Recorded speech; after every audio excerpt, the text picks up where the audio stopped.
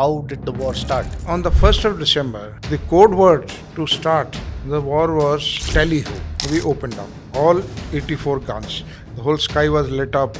We were firing so extensively. The barrels of our guns had become red hot. So there I had fired 10 rounds per gun. And there were 6 guns, so 6 guns you can imagine. How does that affect in the heat of the battle? You don't have the time to think that you have lost some near and dear one. It's only later on. Because in the heat of the battle, the next moment you could be dead. A chap who's getting food, his job is, he says, yaar, usko khana udhar pahuncha दूं. पता नहीं उसको बाद में खाना मिलेगा या नहीं मिलेगा, you know, like that. My CO came, Colonel Ganju.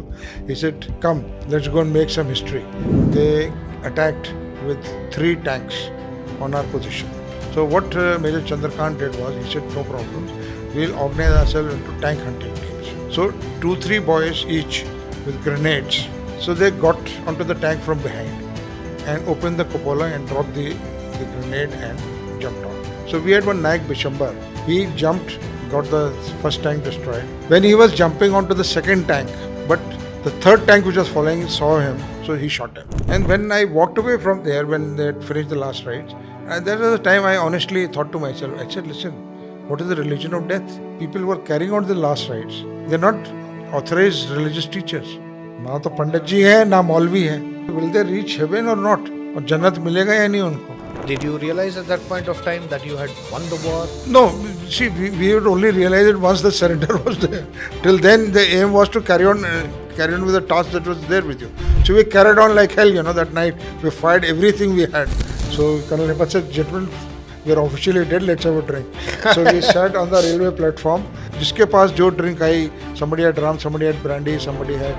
So he's fighting an enemy army, but recognizing his own Paltan in an enemy army. Yes. These are the vagaries of the partition, Colonel. When we met the PWs, they said that, Saab, we wish, if we had officers like yours, दुनिया के कोई भी मुल्क को फतेह कर सकते हैं. And then there's a starry sky in the, and I looked up, and then I realized so this was war.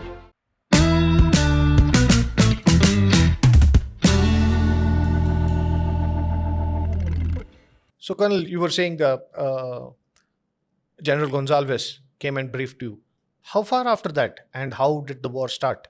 See, like I mentioned, that we were all the artillery equipment, all guns, 84 guns were deployed in the vicinity of Agartala airport and about half a kilometer, 250 meters to half a kilometer down south of the airport. Now, here I would like to tell you that each infantry division or mountain division has 3 infantry brigades or mountain brigades and 1 artillery brigade. So the artillery brigade, I have already given you the deployment. The 3 infantry brigades, they were 311 Brigade, 73 Mountain Brigade, and 61 Mountain Brigade. Now, 311 Mountain Brigade was tasked to capture Akhoda, which I mentioned to you was a strong point. 73 Mountain Brigade was tasked to capture Gangasagar, same place where Albert Eka later on was to get the posthumous Paramveer Chakra. And 61 Brigade was to secure the launch pad for these 2 brigades and also act as a reserve to both these brigades should any assistance be required for future operations. That operation, because it was breaking through the crust of the Pakistani defenses, outer defenses, it was named Op Nutcracker. Op Nutcracker. Yeah, Op Nutcracker. That's a peculiar name to give. Yeah, that's a peculiar name, but that's what it was. And 311 Brigade was tasked to capture Akhoda there. Now, opposite us, on the Pakistan side, was the 14th Infantry Division under Major General Qazi Ahmad Khan. Okay. He had 3 brigades. They were deployed at Silit, Maulvi Bazar, and this triangular complex of Brahmanbadia, Akhoda, and Gangasagar. So this brigade, which was opposite us, the brigade commander was Brigadier Saidullah. I still remember. And this was 27 Pak Infantry Brigade, which had 3 battalions. It was deployed in 3 parts. 1 group at Akhoda, 1 group at Gangasagar, and the 3rd one at Brahmanbadia. On the 1st of, actually the operation was to start on 30th. So when was the war declared? Yeah, I'm just coming. It was to start on 30th of December November. We were to start, but due to unknown reasons, it was postponed to 1st December. And on the 1st of December, the code word to start the war was tally-ho. Tally-ho. Yeah, tally-ho was the code word when our troops were to cross the international border into East Pakistan. Okay, the Tripura East Pakistan border or India East Pakistan border, that is there. The code word was tally-ho. So, couple of days before the war was to start, the brigade commander, Brigadier J.S. Bawa, Jangi Bawa he was known as, he went around the gun positions to see our preparation. And he came to my command post, and in the bunker, I had a banner put onto Dhaka. Okay. There was this log which was there in the bunker. So in your sleeping quarters on your bunker? No, this was my command post bunker, not my Okay. sleeping. Actually, that was the only place I was sleeping Huh. because I used to just sleep. My bed was on the mud only, just with that sheet stretched out. And of course, it was winter, so I had a blanket. So I would just step down. My shoes were down below. I just get straight into the shoes and we start firing. So there was no separate bed. There was no time for me to go to another bunker to sleep. I was all throughout there only. So on that rooftop, just like you have this beam going through, so there was this wooden beam on which I had put the, white banner on and written in pink onto Dhaka. So the brigade commander, he was very happy on this. Then he looked up. So he told me, he said, "So you think you're going to Dhaka?" So I told him, "Where else, sir?" Because as a second lieutenant, I couldn't think of any other objective militarily except in the capital of the enemy territory, enemy country. So that has been part of my military training. So if you see, even in Second World War, Paris was recaptured, Berlin was captured. So everywhere you headed for the capital. Then only the war ended. So I logically took it that it is going to be Dhaka. So he looked at me and he smiled, and he looked at my CO, Colonel Ganju, and my 2IC was with him, Major, then later on Brigadier O.P. Manchanda. So he looked at him and then he says, "Okay, God bless you, son," and he went away. So I was wondering, I said, why did he ask me such a question?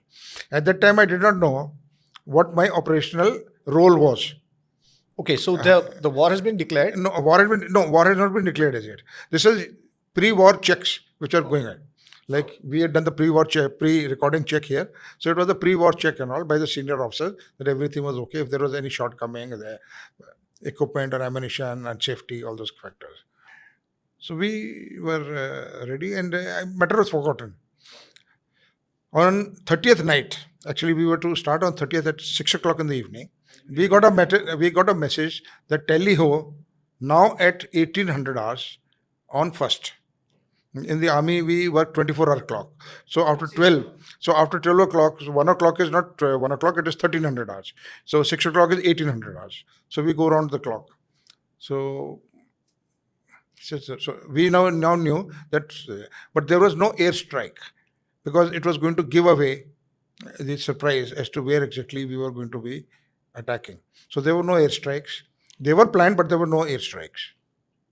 And about 7:30 in the evening, that is on 1st, that's 1930 or maybe 1920, we opened up all 84 guns. The whole sky was lit up, blazing orange, red, everything, and you could not hear. You had to shout to a person who was just sitting next to you.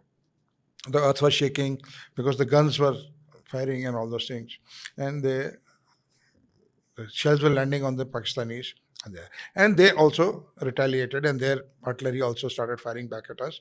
And so for 1st, 2nd, and 3rd, those 3 days, there was very heavy fighting, both sides. We also suffered casualties. They also suffered casualties. We lost men, we lost officers, we lost guns. 2 shells landed one in my battery area and one in my neighboring battery area. So there, 2 of our guns were damaged. We had 2 men lost. They died in the counter. So was this the first time you saw you lost men in Yes, the battle? Colonel? This was the first time we saw lost men in the battle. The regiment was the first time we lost men in the 71 war. And one day at night, the shell landed just next to my bunker. It did not land on my bunker, but it landed next to my bunker. So the front portion, the mud, etc., was taken away, and it was laid bare, and the splinters and all went through the windows and all into the thing. But luckily, none of us got hurt. So that is how the first, second, third. It was a very heavy duel, and the barrels of our guns, we were firing so extensively that the barrels of our guns had become red hot. So they were literally non-stop firing Yeah, from your literally end. non-stop firing, and we had this Haitian cloth, bori hota hai na. We had kept them next door to us. We used to put them in the buckets full of water, and every time there Wet the was cloth and put it back on. it there, and we used to there, and the Haitian cloth used to be steaming. It used to be there. There were a couple of sets of them for each gun, so that we'll dip them, put it there, just like you have somebody having a headache with high fever. You keep putting the putties on the head to reduce the thing. It was like that, and the guns were blazing and they were red, and it was the same was the story everywhere. Across the border. No, across all these 84 guns, it was not only that my battery guns were becoming red hot because we were firing so extensively, and I remember still there was a target where the enemy's Pakistan MMG post was there called Daddu Mia's house. That it was a small post, and there had an MMG post which was holding up the advance. So there I had fired 10 rounds per gun, and there were 6 guns. So 6 guns you can imagine. 60 rounds you have shot at that post. Yeah, for 10 minutes. So each gun had fired 100 rounds. So 600 rounds we had fired on that post. We had flattened it later on. We came to know. Somebody took a picture and sent it. We had flattened it. But it was there at that time. Guns are absolutely blazing because 10 rounds per minute we were firing. And 1 second. That means what guns were these in the 71 war? The guns we had was our regiment had 120 Brant mortars. The 23 Mountain Regiment, 59 Mountain Regiment, and 65 Mountain Regiment had 75 24 mm guns, and the 2 batteries of the medium, they had 5.5-inch guns. They were the heavy caliber. So there is a considerable damage when a shell from one of these guns Any lands. one of them, and the AD were the L60 and L70. They were the radar controlled guns, and though our mortar's range was limited to 7 kilometers, the damage was more than a 75-24 gun used to be, because the 75-24 guns, weight was the weight of the shell was 13 pounds. Our weight of our shell was 27 kgs. It's almost twice. Yes. No, kgs. So Kgs, yeah. 4 times then. Yeah, 4 times. So that was the damage it used to have. And the mortar shell used to come, it used to go like this and come like this, trajectory. The trajectory used to go high, it would go up to about 30,000 feet and then come zoom down and all. And then it would make a whistling sound and come and burst. The gun trajectories were the flat, it would go and then it will go. But the mortar would go right up to 30,000 feet. That's why when we carry out our practice firing in the ranges, if there are any commercial flights there, we inform that we issue a notam to the airports in the vicinity that this is the time when we are firing. So mortar goes up 30,000 feet and then more lands. than 35,000 feet. In certain, like Beaufort General, goes up to 40,000 feet. The shell goes up to 40,000 feet before it comes, and it reaches the target end in 90 seconds. So the momentum itself is a damage, let alone the explosives in the shells. Explosive is there because you imagine reaching 30 kilometers in 90 seconds, 1.5 minutes. So like I was saying, the momentum itself of a 28 kilo is good enough to soften the place up, let alone the explosive after that. And we have the fuse, which the moment it touches, it explodes. So the second advantage of a mortar shell is it has a 360-degree damage potential. So when it explodes in 360 degrees. So in the case of the gun, the shell explodes in a 45 degrees pattern. So if you are this side, to maximize the distance. No, that's the pattern where the explosion takes place. So if you are this side and the shell is landed there, you are likely to be safe. But in the same case, if the mortar shell lands there, you will not be safe because it is 360 degrees. That's what it is. So getting back to the story, so we had this intense fighting, heavy fighting from first, second, and third. I mean, we did not know when it was morning, when it was night, when it was day. Was there. And I lost one of my coastmates on 3rd in the morning, Second Lieutenant K.K. Majumdar from 10 Bihar. And were you witness to it, Colonel? No, I was still at the gun end. He was there in the Battle of Akhada. He was right there. And then on 4th morning, the entire events evolved in such a manner that destiny came back into play. It so Okay. happened. How That's what I'm did? saying. What happened was that while we were attacking Akhoda, see, one of our elements had gone on a side mission uh, to secure a ferry site on the north of Akhoda. It was being led by Lieutenant Colonel Shafiullah, who later on became the first army chief of Bangladesh. So, Colonel, for the civilian audience like us, could you please explain what a ferry site is? Ferry site is where you see in Bangladesh. Ferry site is where you have these boats etc. already moored on both sides, and you ferry people across. So that is the ferry site. It's just like any ghats, what we call ghats in our country. So that is a ferry site in this thing. So, because of it being a riverine country, like we were explaining, you needed some mode of transport across the river, and Yeah, that is why. we had to use every available means of transportation to achieve our objectives, because we did not know at times they were what you call rivulets, which are not there on the map, but will suddenly come up on the map. Yeah, because they were seasonal. Sometimes because of the rain, they would come up. So we had to be very careful with the things there, and we had to use the local Mukti Bahini people as guides. So, once you have crossed into the border, there were Mukti Bahinis who crossed with you, or yeah, were Mukti they? Bahini came along with us. They were part of us. Okay, or were they already? Or No. they were already inside. In certain cases, they were already inside, and to assist us. In certain cases, they were along with us. In certain cases, they were behind us, depending on the thing. So, getting back to the thing, so they had to. One group had gone to capture a ferry site, and in an artillery battery, there are two OP officers. So, one of the OP officers was out on duty in the corps headquarters, and the only OP officer there was involved with this ferry capture of the ferry site. Captain Patwal, he was there. So when an officer casualty happened in 311 Brigade, of which my battery was affiliated to, there was no other officer to replace the officer casualty. Okay. The officer casualty, there were three officers who became casualty. Two of them survived, one of them died. So there were no replacements available, because people were fighting in the other areas also. Na? So I was asked to go and replace the officer who had been killed, who had been martyred, Captain Subramanya, Mani, as we were known as. So I was asked to go. This was fourth morning, and I got into my jeep. I was given a jeep and put the windscreen down, and with my party, my operator, radio operator, my driver, and one technical assistant. Now the job of the operator is to transmit the message, communication between me and the guns. The operator, the driver, of course, driving, and the technical assistant is the one that in case I become a casualty, he takes over and carries on with my task, limited task capability. So we started off, so we had to go back to Agartala city to get back to the Akhoda BOP and then drive into it. So that was the time I officially crossed into East Pakistan now. Previously, it was unofficial crossings, surgical strikes were unofficial, but this was now official. You have officially entered crossed an IB to get into a war. Yeah. So, and that too, you're doing it in a jeep. Yeah, I was doing it in a jeep because that was the mode of transportation was available. Now, as I mentioned to you, Akhoda and Ganga Sagar were the two strong points, and I had to go between them to join the battalion. That's 4 guards with whom I had operated earlier in Manu Bazar and Srinagar and this place, Amli Ghat. So they were very happy because they knew me, I knew them. So I had to go, and they were sitting behind the Akhoda. How important is this familiarity in the battlefield? No, the fact remains, you see, if like when I came here, you say, hello sir, how are you, know each other. So that familiarity comes in between, that confidence level is there automatically. Oh, ye to apna hi aadmi hai, he will. We don't have to be briefed on what to do. You're already part of the team. It's like you have a substitute in a football match or a hockey match or a cricket match. He has already got a role defined for him. That's what it is.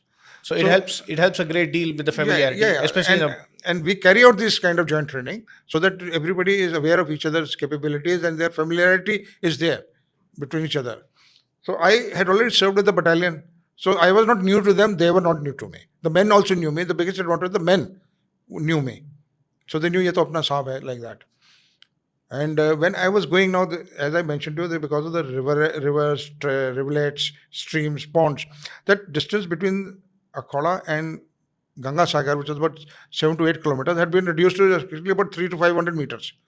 So there was only one small lane track on which I could drive.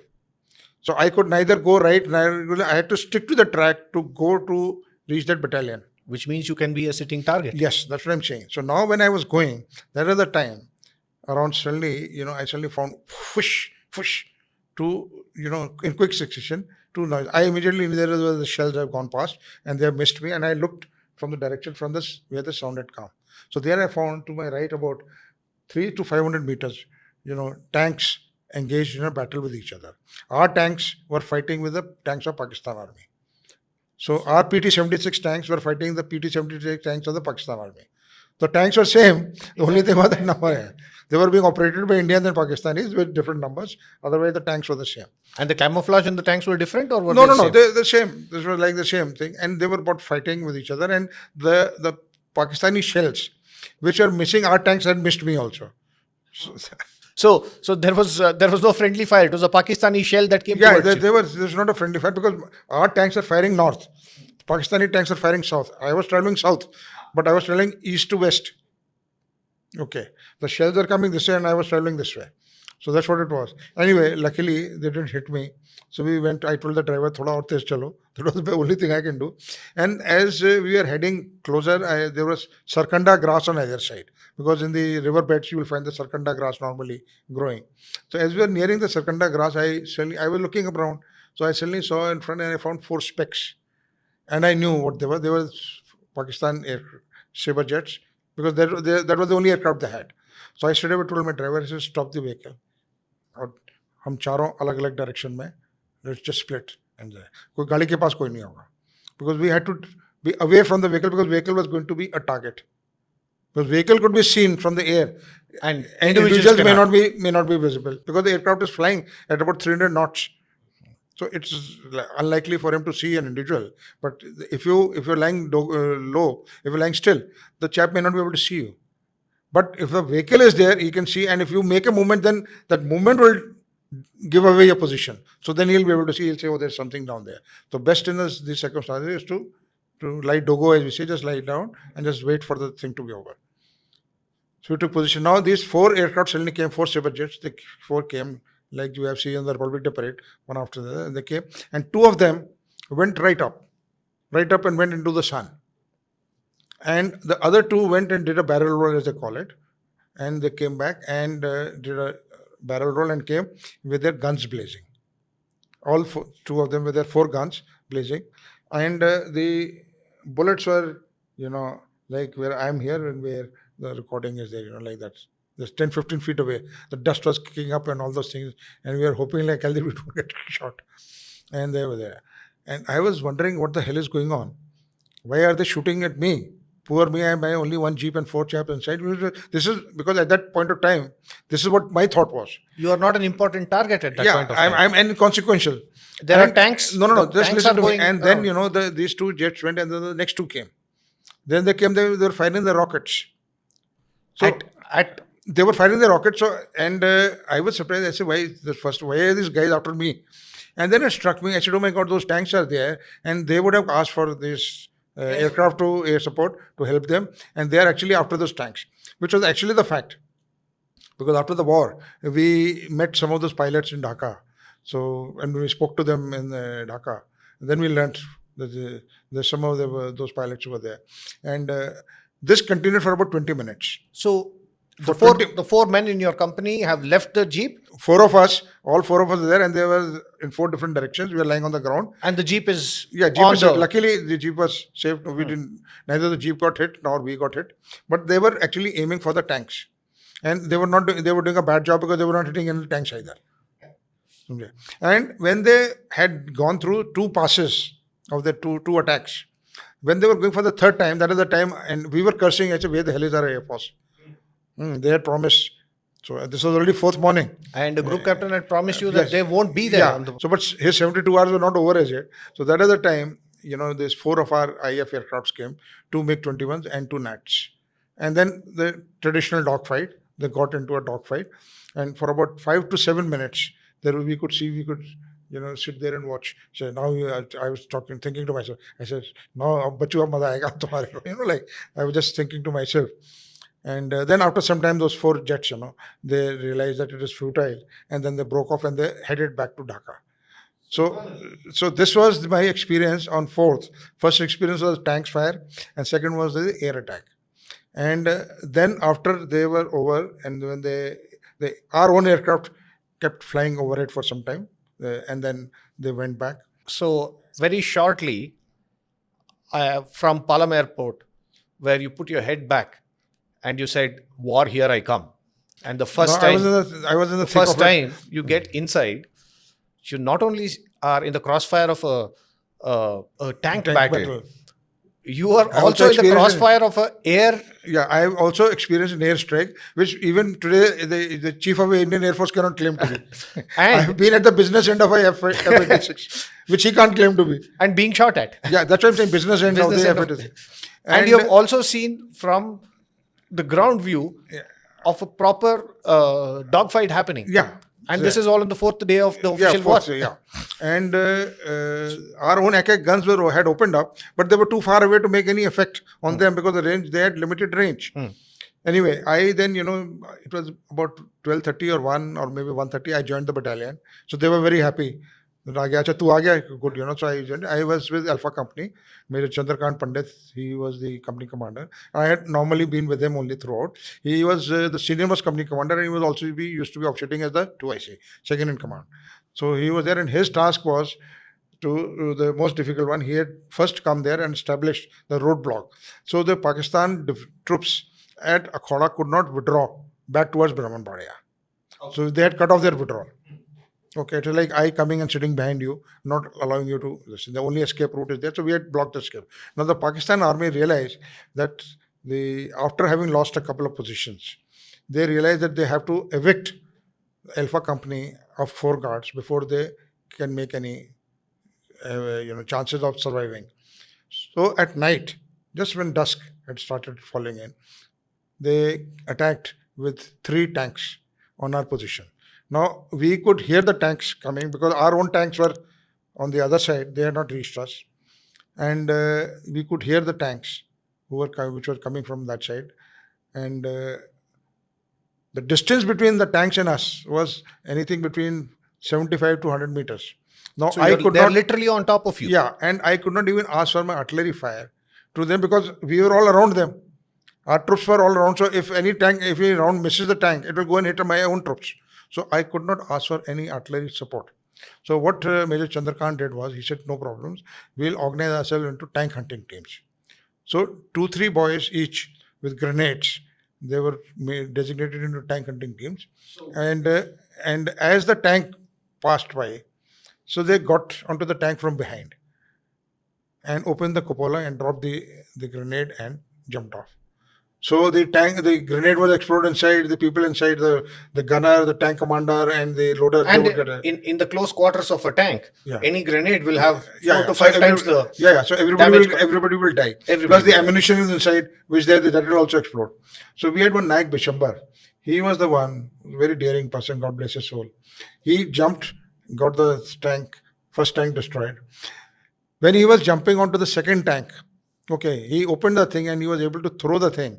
But the third tank which was following saw him, so he shot him. The Naik Bishambar of 4 guards. The tank that was behind the third tank. Behind the second tank. Yeah. Saw him. First tank he had destroyed. Second tank he had climbed up to drop the grenades. And the third tank which was following behind, some distance behind, that's all. So each tank has his own machine gun. So they fired and all. The poor chap died on the spot. And the grenades actually rolled down and burst under the track of the tank. Did it damage the... no, that grenade doesn't damage the thing. But the fact was that the other people who were with him, they had meanwhile sprayed with the Sten gun into the thing. And also that second tank also had become decapacitated. So those 2 tanks destroyed. The third one thought it was wise to go back. So he pulled back. And next day, on 5th morning... So there were only 3 tanks that came and attacked your position. Yeah, there were only 3 left. The others had been destroyed in the battle, So there were only the 3 battle left. you had a ground view So of. actually they had 6 or 7 tanks. Out of them 3 or 4 had been destroyed, and now only 3 left. Out of them 2 we had destroyed, so only 1 was left. So next morning on 5th, when they surrendered, next morning they was only 1 tank, and they surrendered. So there was a motley, crowd of troops from Frontier Force and Baluch Regiment. They were from Azad Kashmir Battalion. They were from East Pakistan Civil Affairs Forces and the thing and all. So this was Rangers. the first surrender you were witness to Yes, and yes. orchestrated. Yes, this was the first surrender. We were there. Of course, we did not witness it. We were sitting behind holding our positions. It was taken by our CO, 4 guards, Colonel Himmat Singh, and the people there. So we were all very happy. The battle was over. Khora had been secured and captured, and the battle was over. So how does that victory affect a young? It affects your morale, and but at that time, we were more busy in burying our deads or cremating our deads and things like that, and burying the dead of the Pakistanis, so because they were accounting for who has died, how they have died. So all those even in things. the 71 war, we were doing the final rites of a Pakistani Yeah, soldiers. I'll come to the next this thing and all. And the same thing must have been going on in Ganga Sagar. And on 5th, both Ganga Sagar and Akhada had been captured. So the outer crest of Pakistan defenses had been broken. Okay. Okay, now we started our advance towards Brahmanbadia, which was the next objective. Now there is this Titus River, which was there, which was flowing east to west. So we were walking along that. On the embankment was a railway line. So And what Colonel, we- let me just hold you back here. Just want to know, in this battle, what was the losses that your It's company- difficult to recollect now. Now- We had losses. I can share them with you. Now, no, I'm not looking for a number. I'm looking for how does that affect in the heat of the battle? Does a soldier? You don't have the time. You don't have the time to think that you have lost some near and dear one. It's only later on, because in the heat of the battle you have no time, because it's next moment you could be dead. So you are focused on the assignment and the task at hand rather than sitting in mourning. You can't allow that to happen. Once the attack has started off, you do not finish you don't stop till the attack is over. Till the battle is over or the attack is finally over. You just remain throughout, you're continuously on the move. So you have no time to think. Your only time to think is that I may die or I may become a casualty before the attack starts or before the war starts. When the war started, you have no time to think because you're in the thick of it. It comes automatically to you, simultaneously you are taking action and all. You have no time to think कि मेरी माँ क्या सोच रही होगी, मेरा भाई क्या सोच रहा होगा, nothing. At that point of time, it's just your training, your instinct, and the You are people- just moving like a robo. You're like a mechanized what do you call human being.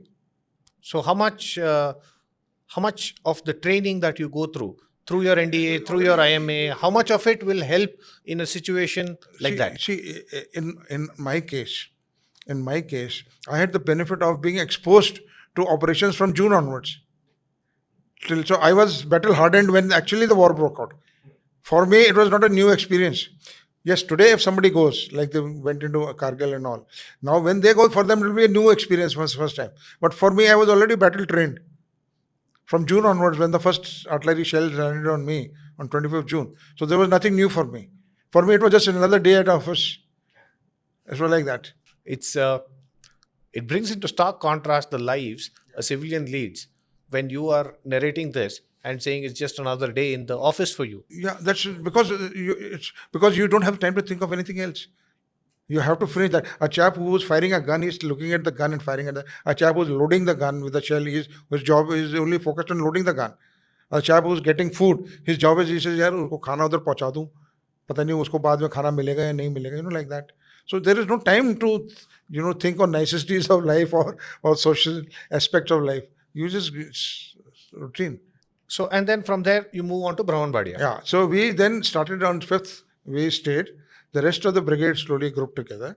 And 6th, we started our move towards Brahmanbadia, which is about 20 kilometers to the northwest. Okay. Now, here I want to bring a very interesting experience, which I experienced on 6th.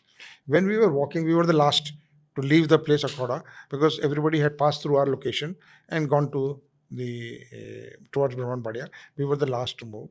So when we were moving, right side, as I told you, was the river and then the embankment, and on the left side were the fields. So we were moving, and I had to leave the jeep behind because the jeep could not move on the railway track. So eventually, what the engineers had done was they had removed the railway track from the embankment, so that embankment had become a road. So on 7th or 8th, my jeep fetched up, being driven on the embankment. Now, getting back to sixth, as we were walking up, I found, last rites being performed on two soldiers, one ours and one Pakistani. Now, our soldier and Pakistani soldier, you could differentiate because of the uniform.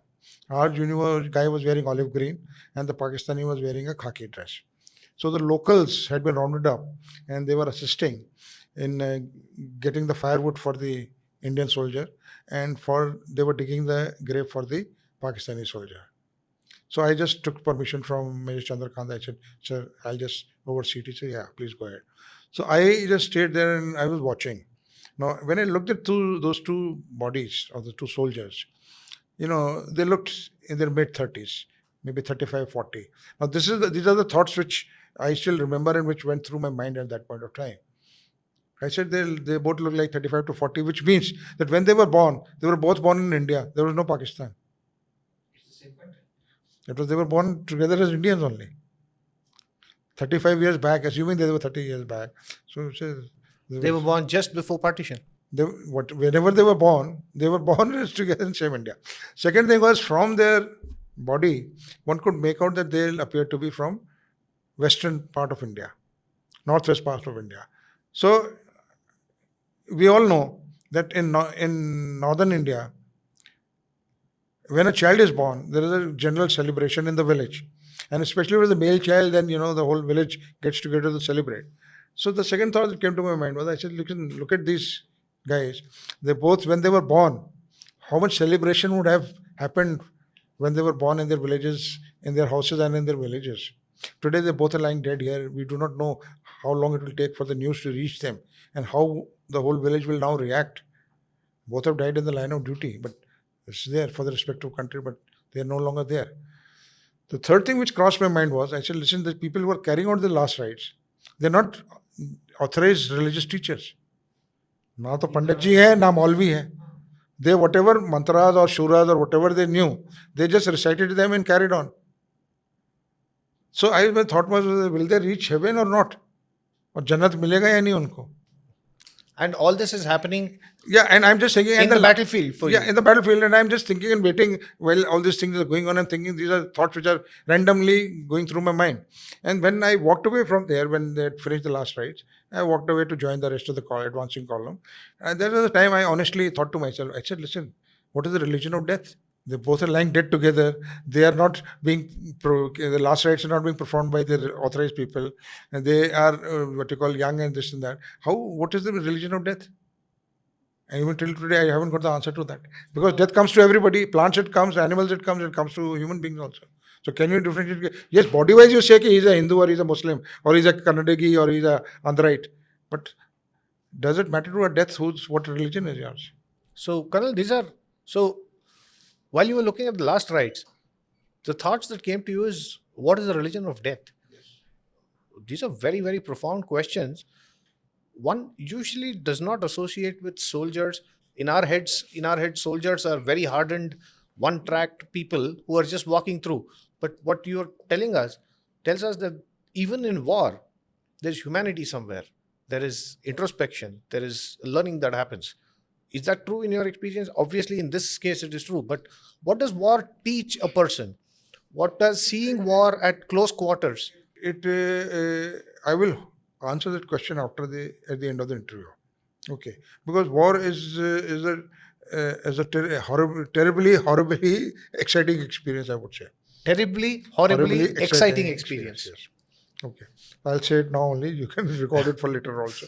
So 6th we went there, and 7th we were on the outskirts of Dhaka. There was this Pagla River, sorry. Titus was the signal, and Pagla River was the one which was separating us. And two things happened on 8th. One was that, the bodies, we had just secured the Brahmanbadia this thing, and on the Pagla River, on the Brahmanbadia side, there were these bunkers from where the bodies of 42 people were being taken out. Now, they were civilians who had been shot that day by the Pakistan army. And for what reason were they shot? They were the intellectuals of Brahmanbadia town. The judges, the doctors, the chartered accountants, the lawyers, the professors. They were the ones whom the Pakistan army, whoever they could round up, they just came and brought them and lined up and shot them. So this is literally a war crime. Yeah, it's a crime. That's what I'm saying. And unfortunately for them, that one of them was the judge of the Brahmanbadia court. He was alive when he was rescued. So he told us what had happened and then died. So were you part of this? No, we heard it because we were not exactly where the bodies were being taken out. That was being another unit. But we were this side of the So, but river. what was the motivation to kill the They intellectuals? wanted to leave, as much destruction and destroy as much as is possible before they left. They knew they were already losing the war. They would eventually have to vacate the place. Bangladesh was going to be a reality. So it is just out of spite that Out they of were spite, yes. They didn't want to. They wanted to impact the intellectuals of this thing, so that tomorrow, when Bangladesh got an opportunity to govern itself, they would have no trained manpower to govern itself. So what you're trying to tell me on the 8th or 9th, this is about Eighth. 8th, on in just about a week after the war has officially been declared, you have already come to the outskirts of Dhaka. No, we're still not in Dhaka. We are on the outskirts of Brahmanbadia. You're at the outskirts of Brahmanbadia, and Pakistan army has already realized that they're losing this war. But if we look at the reportage of those times in West Pakistan, it was completely different. We were not privy to what was being reported in West Pakistan. We are only privy to what was happening in front of us. So by the end of the first week of the war, the soldiers fighting there had already resigned to the fact that we are losing. They knew that. Because they knew that no extra help is going to come from anywhere. So they were on their own. They had to fight it out to the last man, last round. They had no other option. Either they surrender or they die. There was no third option for them. And even now, it's under Tika Khan that... No, Tika Khan had gone. Tika Khan had been replaced by Niazi. Okay, so Niazi came just before the war? No. He came, I think, 2 or 3 months before the war. Okay, so Niazi came before the war. Yeah, I think he came in September, if I'm not wrong. Okay, but then the policy of Tika Khan and that brutality is continuing by his soldiers. Actually, Niazi, when Niazi came, he mellowed down the actions of Tika Khan, because by then it had become public knowledge in the world. So it was under that pressure that Tika Khan had to be replaced. And at the same time, because there were calls for his trial for genocide. And Tika Khan... I would want to touch upon this a little later. Yeah. So, now they have realized that they are losing the war. They have to fight it to the last man and last thing. The soldiers on the ground. And at the outskirts of Brahmanbadia, you are witness to them getting 40 bodies out. 42. And these are 42 bodies out. And these are civilians and intellectuals. And the army has just shot them in cold shot blood. them in cold blood. Yeah, that's all. It's there. It's recorded in history. This is I'm the not saying- brutality of the Pakistan army. I'm not saying out of any hearsay. Of course not, Or Colonel. weird. This is live. We were standing this side of the river bank and we were seeing the bodies being taken out from the bunkers across. So it is like it's live.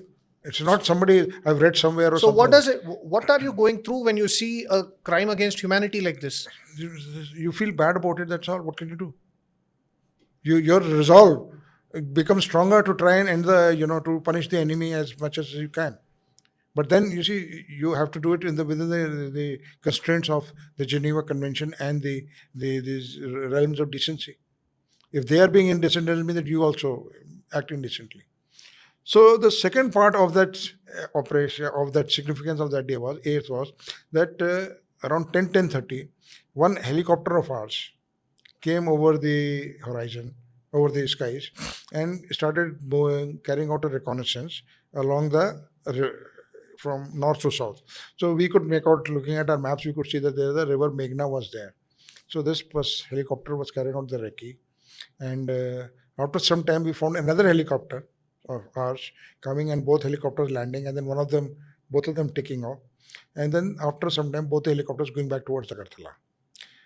Now, this is why I'm saying is, this was a very significant activity which took place. Because you are behind enemy lines. Because at that stage, General Gonsalves, who was our GOC, was in the first helicopter. He saw from the air, because he was himself an army pilot. So he came up in the air to see how the battle had unfolded so far. And he saw that the Pakistan 14th was in panic and withdrawing. And he came up with this thing that if they were blocked, then this 14th, which was withdrawing from Sylhet and Mymensingh and Baro Bazar, Okay. They will not be able to reach Dhaka to reinforce Dhaka. If he blocks If we block River 14 Meghna. no, if we block the Pakistan army here, they will not be able to reach Dhaka to reinforce. So we should do something to stop them here. That was his brainwave.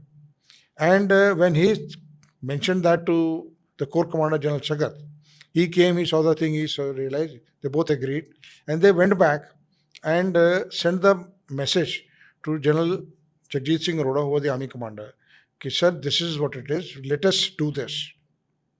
And as luck would have it for the good fortune of Indian Army and India, all three of them, General Arora, General Sagat and General Gonsalves, the paratroopers, and had served with each other. So that's where the familiarity or acquaintance or knowledge of working with each other comes in. So everybody was aware of each other's mind and thinking.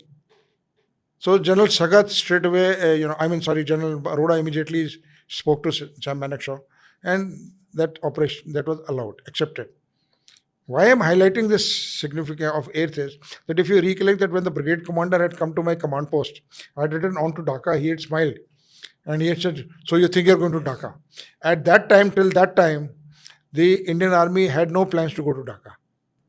The Indian Army didn't have plans to go to Dhaka, Yeah. or your brigade didn't? No. The Indian Army had no plans to go to Dhaka. This has been even recorded by General Jacob in his book.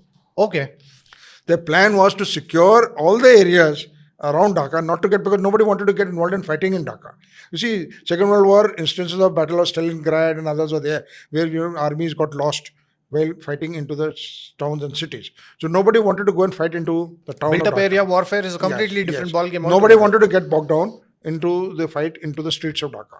So their thing was that we will secure all areas and force the Pakistan army to surrender.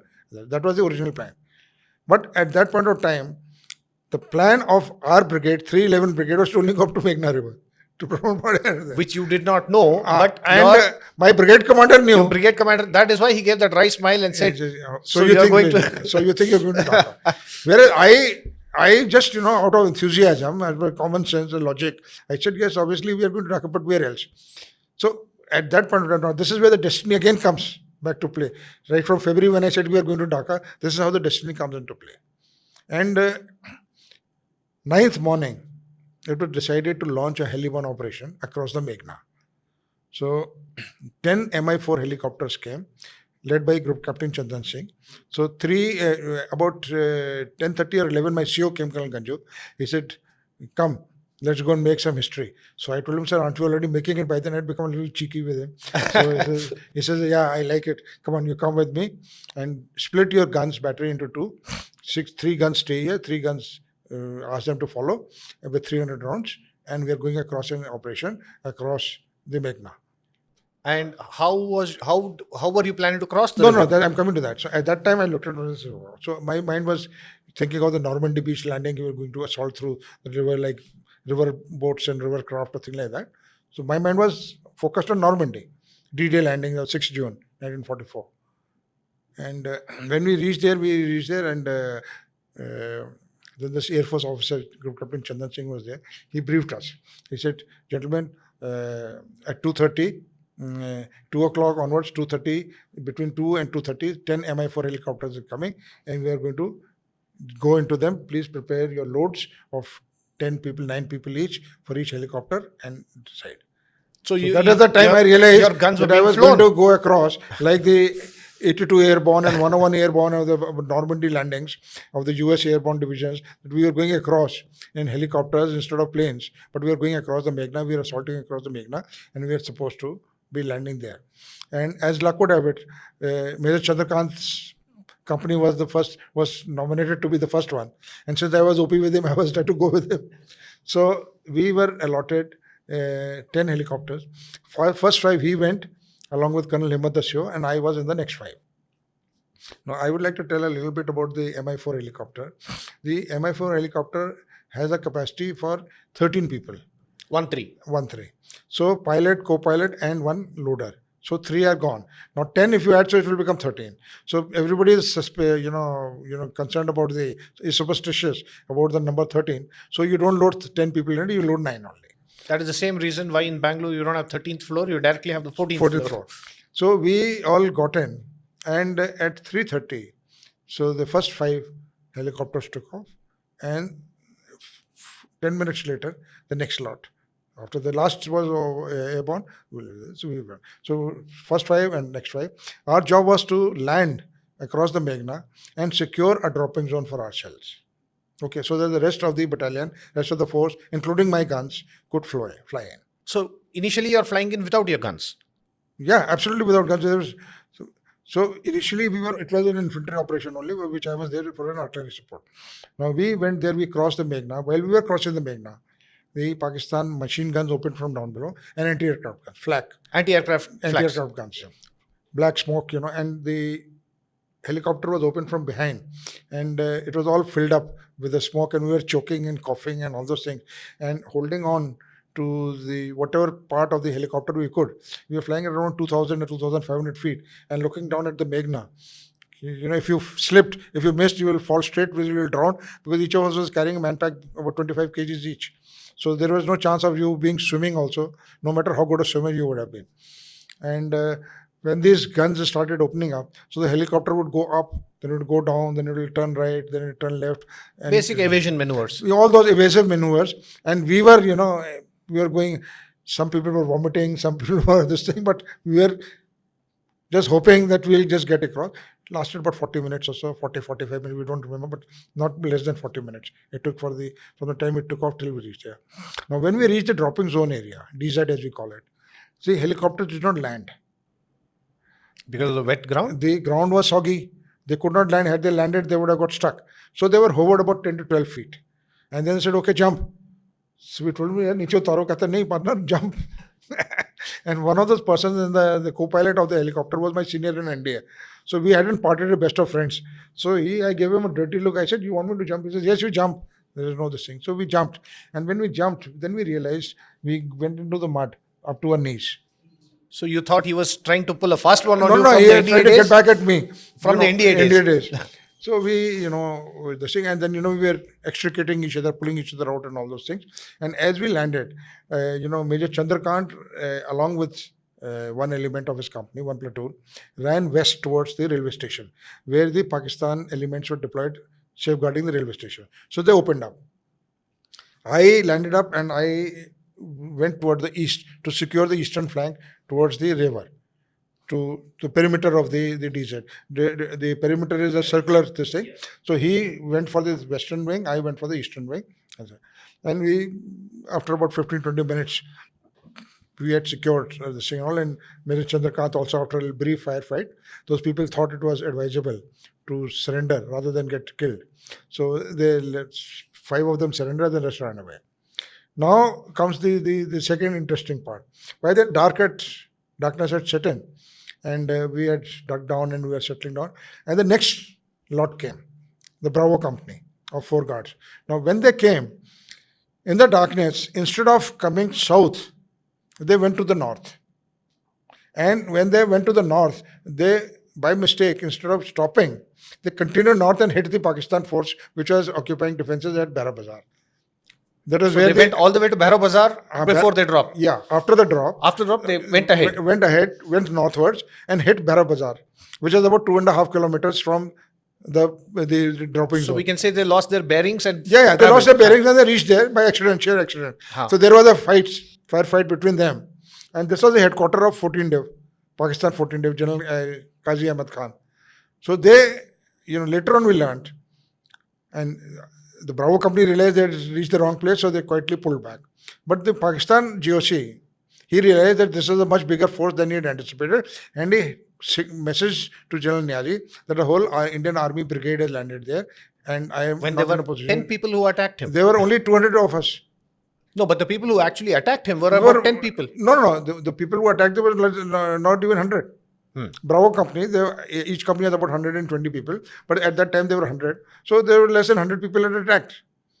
So those chaps, next morning they surrendered. So that was the next surrender we saw. It was a big surrender. Pakistan 14 Div, they surrendered.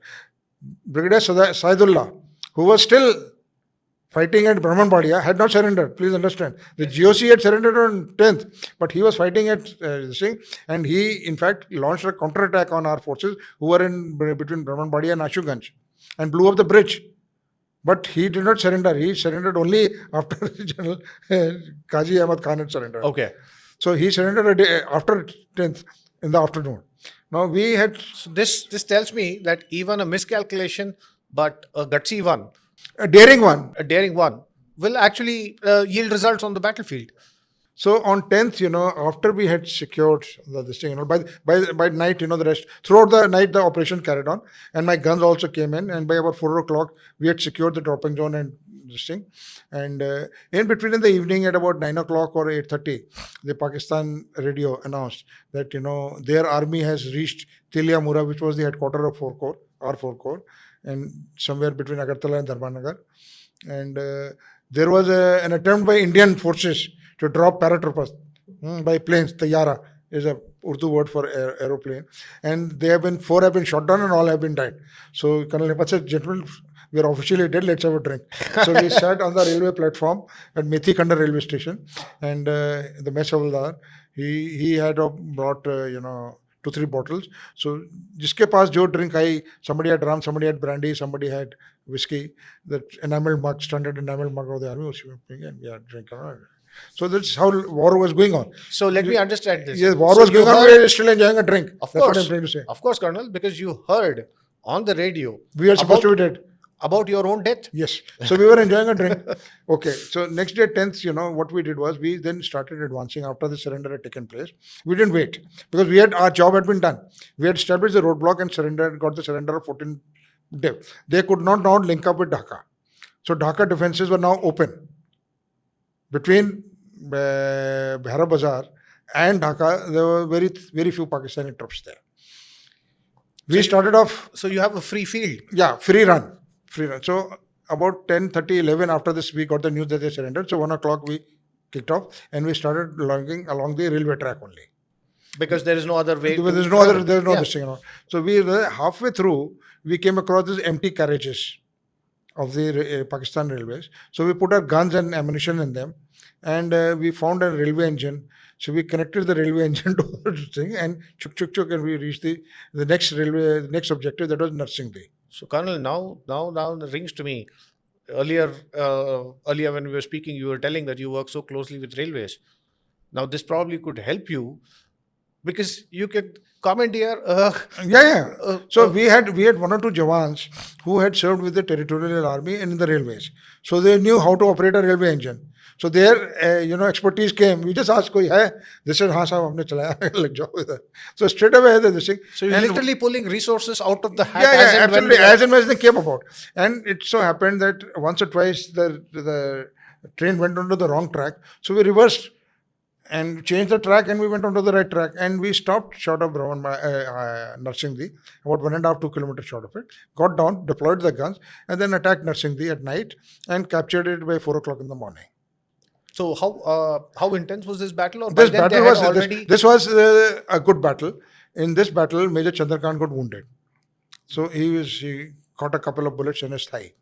And So there was close quarters yeah, fighting as well. close quarter and all. We managed to capture the place and all, but it was You a make good it sound so easy, Colonel. That Yeah, now it sounds easy, but that time in the middle of the thick of it, we are fighting in the dark, and you only hope that you are not shooting your own chap and all. And in the morning, when in fact, when So if Chandrakant was wounded, I told the boys, I said, "Dekho, saab ko chot laga hai, isko le jao." So I carried on with that because I'd been part of them. They knew me. So when he was not there, I carried on and captured the place. We captured the place. So how long did the battle last?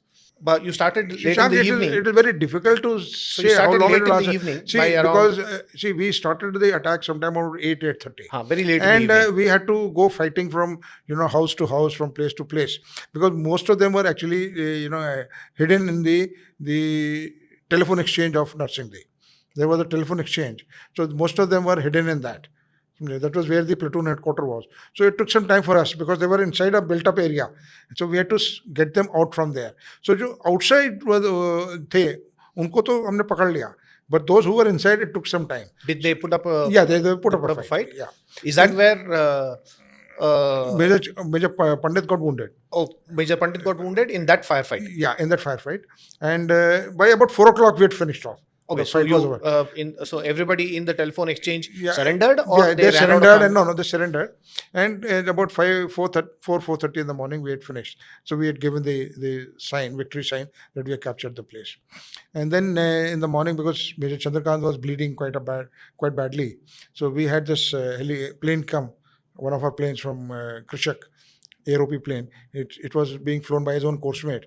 It came and landed on the road only, and he was put in the thing, and he took off and he went back. So automatically you take charge of the. Yeah, of course, other the same were there, but were there. And then the rest, what happened was that thereafter, on 11th, the rest of the elements who were on the east of Meghna River, they were also flown in. So rest of the 311 brigade, because now only one battalion was there. Now two more battalions were flown in. Rest of my battery was flown in. Rest of the regiment was also flown in. Other two regiments are flown in, and the brigade headquarters, RT brigade headquarters, were flown in. So on 11th, by 12th morning, we had the whole of 311 brigade, the whole of 73 mountain brigade, the whole of RT brigade, less one regiment, and our regiment 82 light, less one battery. All of us were congregated there. Only person who was not there was my CO, because he had been given the task to organize the move of heavy guns and logistics to support because we had been advancing all through without vehicles. Now we had to have ammunition, we had to have rations, we had to have supplies, So the petrol, everything. logistics has to be set in And place. Meghna was a major obstacle. And the other people who were left behind were the tanks, because they were not being able to find a place from where they could cross the Meghna river. Because Meghna was about 4 to 5 kilometers wide. 4 to 5 kilometers wide. It was so wide. It was one of the widest rivers there. So, and the current is very strong. So when the tanks got into the thing, they got swept away. So they had to be pulled back and all those things. So you had to carry out the thing. Proper crossing had to be located, and they joined us later on, but at that time they could not join us. So it was all us with the infantry. Now here I would like to just interject a little bit for your information, a historical fact that while we had landed by helicopters on 9th, on 11th a paradrop took place at Tangel. Okay, this Tangel was, and this brigade, this para drop was 2 paras, which dropped at Tangel by the Air Force, and they were moving from north to south. We were moving from Brahmanbadia to Dhaka from north east to southwest. Northeast to southwest. Okay, they were moving north to south. They eventually linked up with 95 Brigade. 95 Brigade, which was coming from Meghalaya, they linked up with them at Pungli Bridge, and we continued on. So there were now 2 thrusts were coming, one north to south towards Dhaka, and one the 311 Brigade thrust going from Narsingdi to Dhaka. Now, we had no transport. The transport had not fetched up. So whatever transport we could commandeer, whether it was trucks, whether it was tongas, whether it was rickshaws, whether it was gas cylinder wala auto rickshaw, whatever we could find any mode of transportation, we would get into that and we would just drive off. And And you did not face resistance while you no, were we did not face any resistance. And on 13th evening, we were on the outskirts of Dhaka. on the 13th evening. So after the battle of 11th, 11th, 12th, the rest of the troops also built up, and we kept moving. The ones like us who were ahead. So literally the whole of the army was garrisoned in Dhaka. Whole of the Pakistan army was garrisoned in Dhaka. No, it was not garrisoned in Dhaka alone. Pakistan army was still spread outside. They were in Khulna, they were in Jessore on the west of Pakistan. In your direction, you couldn't find any. And they were also there at Komila and Manamati and Chittagong and other places. So they were there. Other divisions were fighting there. But I'm talking about only the areas where we were. There were no more any Pakistanis between us and Dhaka. Okay. So you literally had a free run. Free run till we reached Dhaka. You could take autos, bikes, jeeps, That's what whatever you could find. So our last contact with the Pakistanis was on 11th at Brahmanbadia, at Narsingdi. But that was not to be the last. The last one took place on 13th. When we were on the outskirts of Dhaka, we were on our side of it is the Sita Lakhya River, it is called.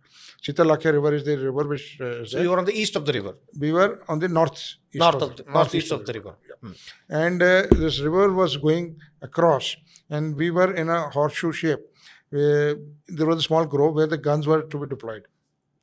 I was with the infantry company, so I just told this company commander, I said, sir, I'll just go and see how my boys are. They are also fetching up. And that's where I got sucked into the firefight. Now, what happened was we were about 15-20 people only who had just come, the advance party, recce party. But luckily, we had 2 LMGs with us. And one more was fetched up. So you were just going to recce and see We where were, your no, guns will be, we are going to deploy our guns. where your guns will be deployed. Yeah, our guns were to be deployed just next to the river in the grove. And that was the time when, the Pakistan attacked us. So what They kind were, of attack did you face? I'm just coming. They did not know. They saw our light. When we deploy our guns, we have an instrument called director, and that has to be light. So the guns have to be focused on that to lay in the horizontal plane. And they saw that light and knew that it has to be us. So they fired at that, and then we realized that the enemy was there. So through the groves and the darkness, you couldn't see them. Yeah, no, it was only then I suddenly realized that the Pakistanis are there. Because our troops won't, because I knew where our troops were. And this was the gap between us and the river. About 250 meters gap was there between the river and our grove where we were deployed. So, because you don't deploy in the open, you deploy in a grove. So we immediately, And asked your my team boys, is only about 15 men. 20 men. So I told them, I said, just disperse yourself into 3 groups and one LMG here, one in the center and one on the right. So 3 of us with the LMGs, with the same. We waited. I said, nobody's going to open fire till I tell them. So when they came about 40, 50 meters, that's the time we let go. And so they were surprised and they had casualties and they fell back and ran back towards the river and again, started So taking what was the position. strength of the They're army about that was 50, attacking? 60, 65. It's very difficult to Okay. now the signal, but So later on. So you are outnumbered 3-1, but you have the cover in the grove. Yeah, and, so we are. and you had 2 LMGs with you. Yeah, they did not know how many of us were there. And you had spread yourself. Yes, we had spread out in a linear fashion, and meanwhile, people had come to know what had happened. So they had decided to send reinforcements to us. And when the reinforcements are on the way, that is the time. There was an OP officer with them. He gave them the location to fire. He wanted to bring the fire of the other guns onto the enemy, and he gave my position only. So he would say fire, I would say stop. He would say fire, I would say stop. And then finally, Colonel Himmat asked me, he said, what's the problem? Why are you stopping? You are under attack. Why aren't you? I said, sir, this is unsafe. So he said, what is unsafe? I said, sir, it's my position. So, so they were relaying a position and asking him to fire, and you realized in that's the your heat of the position. battle, in the heat of the battle, they had given my position only because they thought the grove is there. The Pakistanis would be in the grove. They didn't realize that I would be in the grove and the Pakistanis would be outside it. So how was this being communicated? How On did the you radio stop? sets. The radio sets. We have wireless sets. So we you're call them radio communicating. sets. So you're communicating through radio sets. Yeah. They're giving the coordinates, and then you, from sitting as a target, are saying stop fire. Instead of being targeted, I was being targeted by my own guns. Instead of my guns targeting the Pakistanis, my guns were targeting me only. So I had to stop. So finally they stopped. I said, no, this is not safe. Don't let us. So by the time the reinforcement came, we had already had a long fight for about. But couldn't you correct the position? No, there was no position to correct. They were just 250 meters ahead. That was within the safety distance factors of the guns. See, every gun has a minimum safety distance factor to be kept in mind. Yes. So that was the reason. So finally, it so happened that after about 45 minutes of firefight between them and us, they decided that it was futile. And people opened up from other sides also with machine guns and all. That is the time they realized that enough is enough. They pulled out their wounded. They left the dead there, pulled out the wounded, got into the big ferries, and went back to this. So that was the last firefight or physical fight I had with the Pakistani troops. And by about 10 o'clock, we had deployed our guns because guns had to deploy. So we employed, and around 10 or 10:30, after we opened up on Dhaka, artillery guns. We opened up on Dhaka. So by next morning, we continued firing throughout the night, and about 6:30 in the morning, we stopped firing, and from about 6:37, the Air Force came and started pounding Dhaka, various targets, till 5:36 in the evening. So this cycle of targeting Dhaka carried on 2 days. So from one 14th, artillery, and then followed from by the 6 Air Force. o'clock in the evening to 6 in the morning artillery, and from 6 in the morning to 6 in the evening the Air Force. So 14th, 15th we carried on targeting the thing, and these targets were basically pre-selected targets which were given to us by higher headquarters. They were not left to your and my discretion, and there were certain areas which we were asked not to fire at. One was the Dhaka Intercontinental. Other one was the Dhanmandi area, which was also the location of the diplomatic corps, and the other one was the Christian Medical Hospital. So these were there where the wounded, etc. there, and the Dhaka Intercontinental was where the press corps of the world was staying. So we didn't want the press to give us negative. And by then, the whole lot of what you call press from various parts of the world had joined us. So it was difficult to control them and say, listen, this is where you can become a casualty. This is a war zone. You can get it. But they, especially the foreigners, they were Daily Mirror, New York Times, Stars, you name it, everybody was there. Le Monde, all these newspapers were there, and it was So very difficult. were they around your positions? Yeah, they were mingling around as if they were watch in a mela, because in the morning we were not firing, so they would crowd over. What is there? How is going on? Like you are asking questions now, they would be asking questions there. So literally, you were giving your first podcast in the war zone. Yeah. We were giving our interviews there with no such thing and all. And on 15th, in the evening, we got the message. From higher headquarters, you should trickle down to us that surrender talks in progress and ceasefire likely on 16th at 9:30 or 10. So that was the first time we realized that the possibility of war ending is there. So did you realize at that point of time that you had won the war? No, see, we would only realize it once the surrender was there, once the war would be over. Till then, the aim was to carry on with the task that was there with you. So we carried on like hell, that night. We fired everything we had because next 9:30 in the morning, we were going to stop. So throughout the night, even beyond 6:30 in the morning, we carried firing, And at about 8:30 or 9 in the morning, next day on 16th, we get a message, ceasefire at 9:30. No firing, repeat, without the permission of the army commander. So till you got the message, you kept firing. Yeah. And now Second Lieutenant Saxena could not talk to the army commander and seek his permission to fire. So it was understood that when the message has come, the ceasefire, you have to stop at ceasefire. So at 9:30 sharp, we stopped firing. And then around 9 o'clock, the firing was still on, we get a message that victory parade to take place. So rendezvous at Demara Ferry at 10:30. So that is when you knew the victory victory was secured. Yeah. So what happened at that point of time? What was the elation? Was there elation? Was there a feeling at that time? I'll be very frank. There was a mixed emotion. One mixed emotion was that, so the war has ended, and the second was you have survived.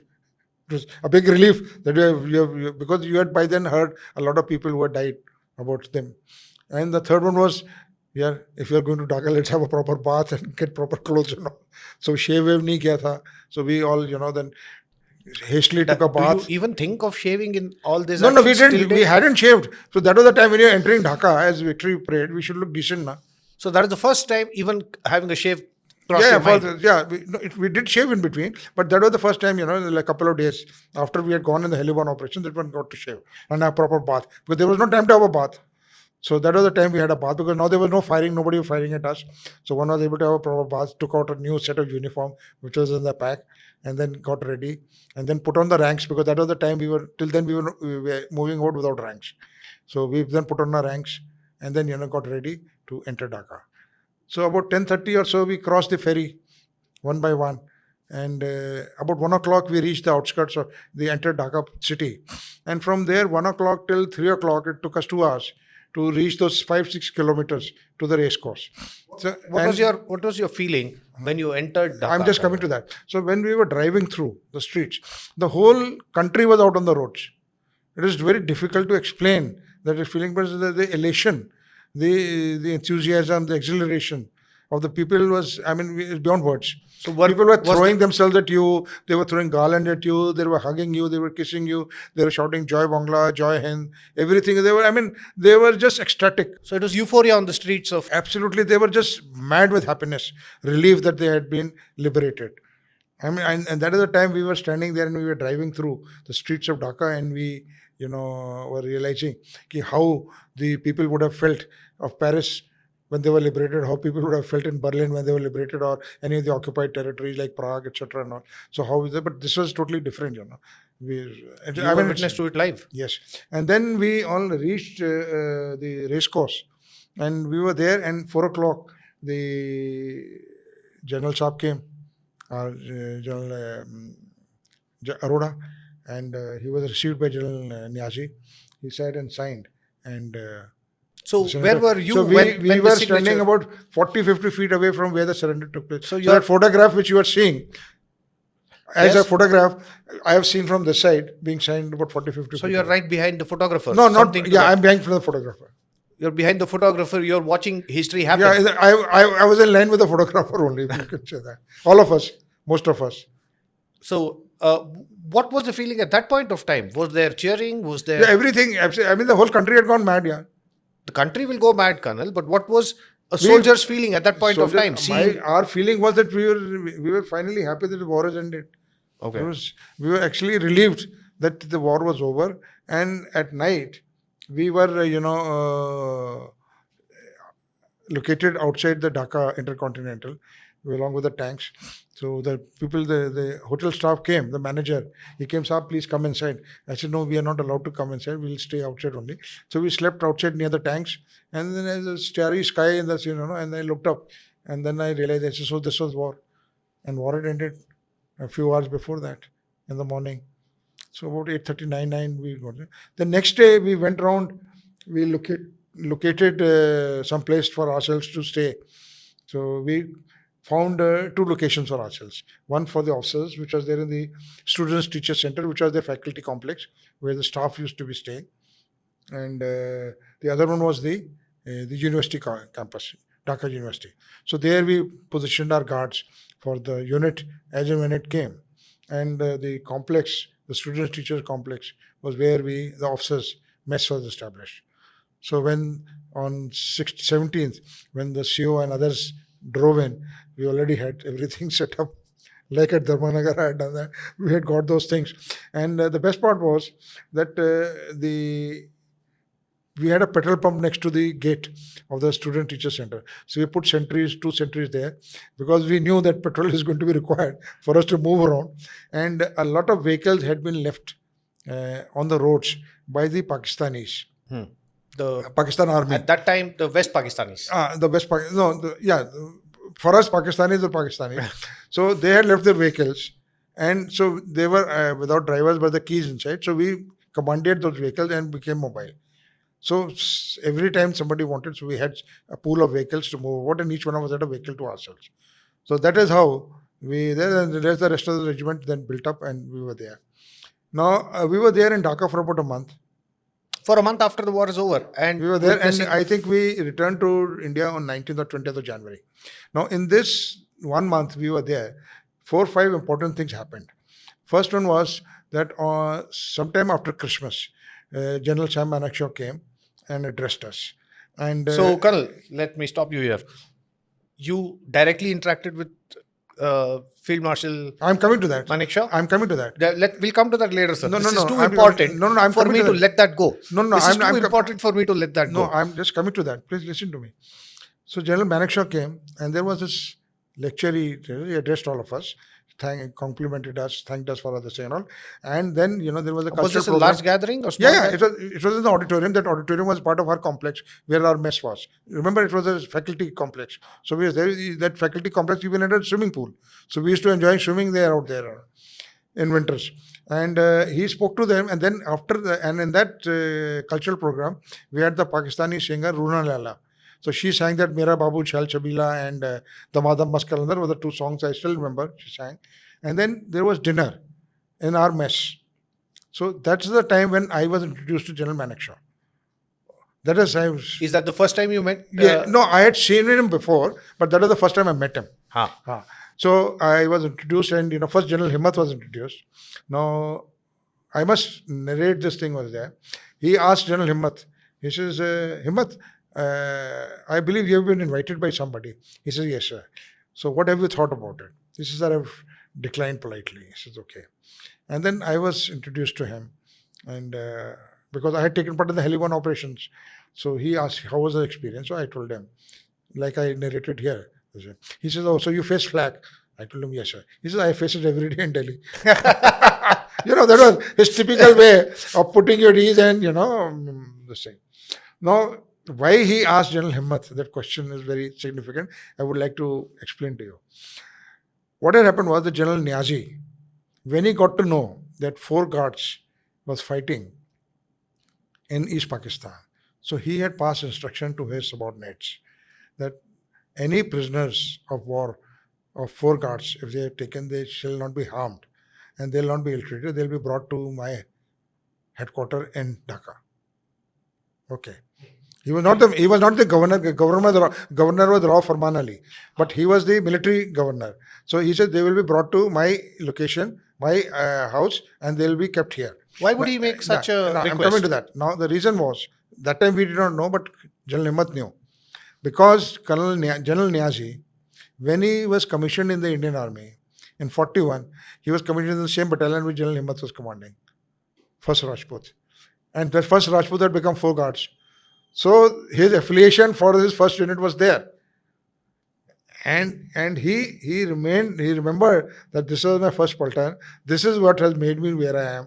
So he could not be disloyal to his unit.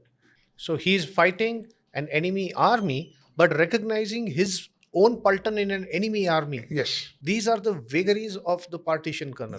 These are the uniqueness of the military service. That you are from both sides and you are from neither. Yeah, you are common to both. And he invited General Himmat for a drink along with all the officers, and General Himmat politely declined. So it brings into stark contrast about the whole nature of these 3 nations. So have you seen now?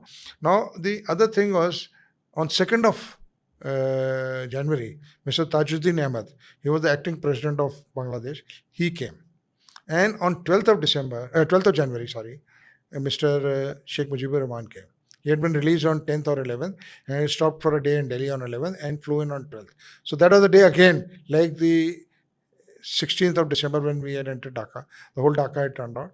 So that was the time we had the opportunity to see Sheikh Mujibur Rahman, say about 50, 60 feet away. What kind of a man was he, Colonel? I have no idea. I could only see him, but the whole nation was ecstatic at seeing him. His father was there. I have taken a photograph. The photograph I'll share with you. And then after that, I think 14th or maybe it was 15th, we had Sunil Dutt and his Ajanta Arts troupe. They came and stayed with us. Nargis Dutt and Vahida Rahman, Mala Sinha and Padmani, this Vaishali and Madhumati dancing sisters, and Sonia Sani. They were the people who had come and stayed in our mess. And I think 18th or 19th, we started moving back to India. So we first crossed the Meghna at Narayanganj, and then we came to Manamati and Komila and entered India from the same area where we had fought the thing, that Srinagar and Amli Ghat BOP, from there we came back here. Now, my tryst with Bangladesh was over after that, though I have remained in touch with a number of people. There are 2 more things I would like to tell you about the Bangladesh thing was that when we were in the pre-war phase, there were 3 people we had the opportunity to come across. There was heading the Mukti Bahini forces there, the Foxtrot sector, the Gulf sector and the hotel sector. Okay. So the Foxtrot sector was headed by Major Ziaul Rahman. So what was this sector for non-military people? No. These were the Mukti Bahini forces. Okay, so they were named Foxtrot? Foxtrot, Golf and Hotel sector. Okay. So Foxtrot sector was headed by Ziaul Rahman, who later on became president of... Okay. The Golf sector was headed by Lieutenant Colonel Shafiullah, who later on became the first Chief of Army Staff of Bangladesh Army. And the hotel sector was by Major Khalid Musharraf, who later on became Major General Khalid Musharraf. Okay. Now, we had really no interaction with Major Ziaul Rahman, but we had interaction with Major Colonel Shafiullah and Major Khalid Musharraf. Now, Colonel Shafiullah was the one, as I told you, that capturing of the ferry, it was there. His Gulf sector became Sierra Force with additional thing and all grouping. It was made into a force called Sierra Force. And this one, Khalid Musharraf's force was called Kilo Force. So it went down with Chittagong forces, the force which was going towards Manamati, Komila and all those things. There. But when I was in Srinagar, when I was that Raksha Bandhan incident and all those things, he and I were staying just next to each other across the road. Okay. So we used to interact daily, virtually on a daily basis. In the evening, we would enjoy a drink. He was a good chess player, so we used to enjoy having a game of chess. And once or twice, I beat him. Which actually, when I look back, it was he allowed me to beat him. He allowed me to win rather than I actually beating him. And we had become So he was a reasonably jolly good fellow. he was a very gem of a person, a very fine person, and we become good friends, I would say, good acquaintances. And coincidentally for us, he had fought opposite my unit in 65 in Barki sector. He was from the artillery from 24 Field of Pakistan Army. Again, brings into sharp contrast who's fighting whom and who's. And who's, just listen to me, and he now was part of the Bang Mukti Bahini, fighting alongside the Indian Army against the Pakistan Army, his erstwhile organization. So after we had moved from there to back to Agartala, he remained there and his force became kilo force. Now after that I lost track of him, but when we were in Dhaka, he located me. He came searching for me because we had become good acquaintances, and he came and he took me home.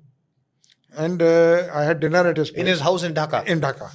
And was there. And I remember he had a small daughter, 4 or 5 years old. She was hiding behind the curtain to see us. And she is today an MP from the Awami League in Dhaka. As we speak today in 2024. Yes. Colonel, are you aware? Mozmil Khalid. Are you aware of her safety? Is she safe? Yeah, Considering, I can only hope that she's safe. Considering the situation today we have I know. But I'm aware of this thing. And he, of course, came to see me also when he got to know that we were moving back. And my involvement with him was not operationally in the directions, to this extent that when he went for operations, we never went with him. And when I went for operations, he did not come with me, but his boys would come with me as guides. And when he went for operations, if his boys had to be pulled back, had to be extricated, then we would open up our artillery guns to help them come back to safety. So that was my involvement with him. But otherwise, every evening we'd sit and have a game of chess and have a couple of drinks, and we used to this thing and all. And it was a very good time. Why I'm mentioning his name is that in 75, when this General Major Khalid Musharraf went on to become Major General, he became the head of the artillery branch of the Bangladesh artillery, director of the artillery. When Sheikh Mujib and his family were assassinated on 15th of August 1975 by a group of saboteurs, then a few days later, he captured them and overthrew those people who had carried out the coup. He captured the coup leaders and overthrew the coup leaders. And so that was the second coup. Yeah. He regained power for Awami League to this thing and all. And he ruled Bangladesh for a few weeks.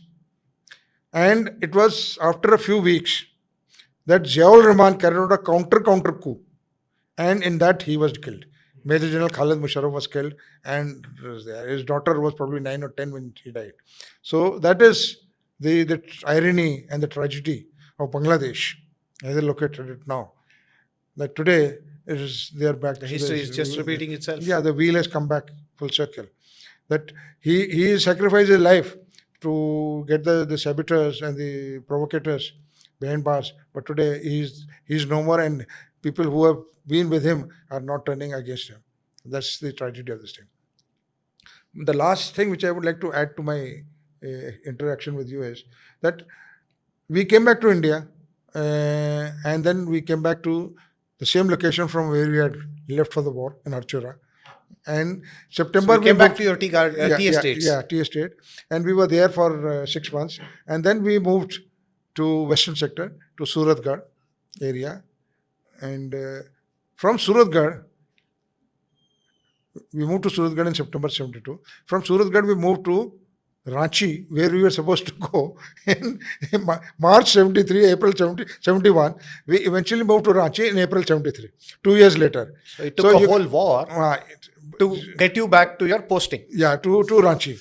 Now, you can say Dera Durust hai, but we came to Ranchi eventually in April 73. Okay, now at that time, the PWs, a portion of the PWs were staying in the accommodation. PWs being prisoners of war. They were staying in Ranchi in the accommodation, which was actually our accommodation, the troops' accommodation. So they're in a place called Namkum. Namkum is a military station. Ranchi is divided into 3 military stations: Namkum, Dipatoli, and Ranchi. And then the fourth one is Ramgarh. So these are the 3 stations. So in Namkum and Dipatoli were the 2 places where the PWs were there. So we were finally in March 74, we were tasked, my unit, same 82 Light, was tasked to escort a train of PWs to Wagah border from Ranchi. From This is Namkum. the infamous Indira Gandhi Pact, No, this is not nothing to do with Indira Gandhi Pact. where she returned the POWs. No, that was the Simla agreement. So that was Simla agreement. We got nothing as a soldiers. We got nothing to do with Simla agreement. No, this is part of that you Yeah. are returning the No, soldiers. so this is we were returning the PWs even before that. So the return of the PWs it started No, earlier. I understand, but these PWs were going Yeah. because of the Shimla Pact. Yeah, it was one of the conditions of the Simla Pact that they have to go back. So they had to be really, because in any case, you see, you can't keep 93,000 people and feed them Correct. indefinitely. So they were there, and that is the time this incident of Brahmanbadia, of those 42 intellectuals who were killed, that came up into light. So there were 195 people, 193, sorry, who were from the Pakistan army who were held back for war crimes. And majority of them were the ones who were involved in Brahmanbadia. The Brahmanbadia massacre of incident. Brahmanbadia. There were other places also, but there were total 195. So they were held back. And this particular train, because there was a lot of push internationally, there was a lot of pressure on India and Bangladesh as well as other countries. So at that time, the officers who were to be repatriated to Pakistan were stopped. They were not allowed to be repatriated or move back to Bangladesh, to Pakistan. Now there was no West Pakistan, there was only Pakistan. So they were not allowed to go back to Pakistan. So they were removed from the list of people to be repatriated. And there were about 600 troops, Pakistanis, JCOs and Jawans who were there. So our job was to take them from Namkum to Wagah border. So I was the adjutant of the train, and I told the men, the Pakistanis, very clearly. We had our own escorts there and all. Each compartment was there. And I told the men when I addressed them, I said, listen, in 5 to 7 days, you will be reaching your home. So I know you're duty bound to make an attempt to escape, but this is not the right time for you to escape, make an attempt to escape, because I have got my orders are very clear. I shoot to kill. So there's no point in you going home in a casket. You might as well control your emotions, wait for 5 days, 6 days. When you reach the border, cross across, and then as and when God wills you, you go and meet your family. But don't make the foolishness, commit the foolishness or mistake of trying to escape now. And trust me, nobody made an attempt to escape. And we used to stop only at night for at various stations. It was all along through different routes, not along the main line. Like, from Ranchi, we did not come along the Mughal Sarai, Allahabad, Kanpur line. No, we took the upper route. Okay. The Gorakhpur, Lucknow, towards the Nepal border. Muradabad route onto Correct. to this thing to Ambala, and then we went to Wagah border, Amritsar and Wagah border. We avoided this portion and all, and as the people crossed over. Now there were 3 categories of people. One who were bitter, you could see the vengeance on their face. That they were saying, "Okay, we'll come back and get back at you." The others, who were genuinely happy That they're going back home. they're going back home, and they were looking forward to that. And the third one were the people who couldn't care. What had happened was whether they resigned to the fate that probably they had realized subconsciously that they had committed mistakes, and they were repentant. And I remember there was this Captain Javed Khan. He was the RMO with them, and when I spoke to him, he told me we were more or less same service. So he saluted me. He said, "Sir, you know why we lost? We lost because we behaved like occupiers, and why you won because you behaved like liberators." That brings And again, your one thing which I would like to tell you, that your when we were in- GCO's statement. yeah, where when he I was made in the same JCOs, statement. when the JCOs, when we met the PWs, they said that, "Saab, we wish that we had officers like your army, because हमने तो अपने अफसरान साहिबान को तो कभी देखा ही नहीं." So if we had officers like yours, हम तो दुनिया के कोई भी मुल्क को फतेह कर सकते हैं. They had that much respect for us. And the other thing they said was that we lost because of the 3 A's. Allah, air, and artillery.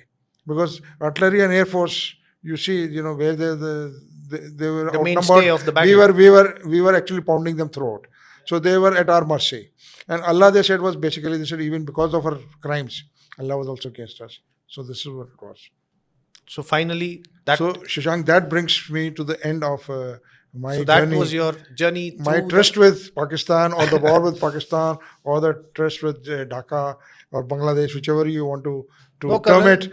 No, Colonel, I will simply it say- started off, what started off in like a loose statement in February 1971 ended with the repatriation of 600 POWs at Wagah border in March of 3 years later. No, Colonel, I will not say your tryst with Pakistan, because later I would like to speak to you about your tryst with Pakistan again in 99. Yeah, That that's probably the Kargil war was. So this was not the end of your tryst with Pakistan. This was probably just the end of your first war, Yeah, my first war with Pakistan. the first war with Pakistan. Yeah, like the Anglo, Anglo-French war that went yeah. on and on.